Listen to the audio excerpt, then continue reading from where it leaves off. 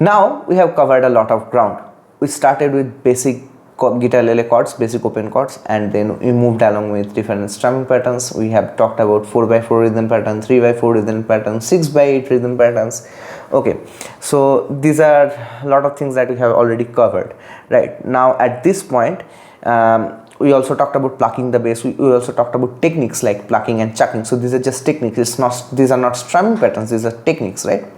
So now if you go and try to play any songs, you will see that the chords that we already talked about are coming up a lot. Okay, there will be some new chords that are not known. Yeah, chalk them down. Let me know in the comments which are some of the chords that you think we should go ahead. There are a lot of songs that are there, so where we get C major, A minor, F major, G major, E minor. This is kind of one set of chord progression that shows up much on the different songs. Another same thing is that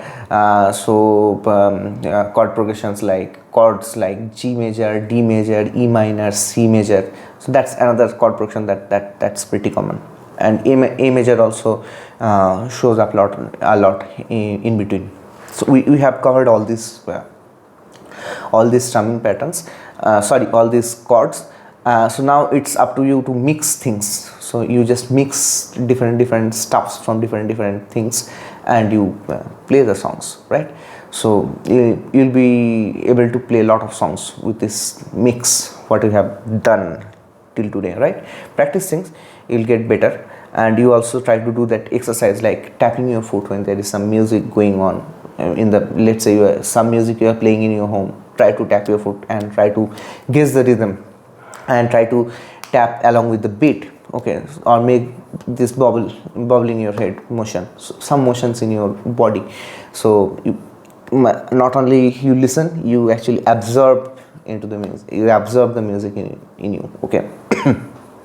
So things like that, so that definitely going to help you. And also with practicing with metronome, tapping your foot when you are trying to play anything onto your guitalele or any instrument in general. So things like that definitely helps. Okay, so now from here we can go into 3 different routes. So either it can go to a music theory. So what will that do is that, so we will get to know how these chords are formed, and knowing a little bit of theory helps in learning more new things on the practical side. So that's one thing that what we can do from next. Another thing that we can do is that we can enhance our plucking the bass technique and actually play fingerstyle. So plucking the bass, as I mentioned into this video, is that so that gives you some formation, that foundation of the next stage. Okay. So fingerstyle is another thing that you can go, or maybe some more strumming techniques, a mix of both the strumming and the picking. Okay, and that's one thing that we can go. And another thing we can go is that for advanced chords, not advanced chords, I'll say some more chords. So where we'll be playing with the bar chords and then the movable shapes, so something like that in that section. So you'll go with the chords.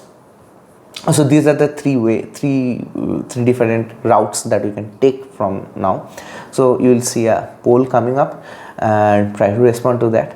Okay, so the majority wins, so basically we'll go with that.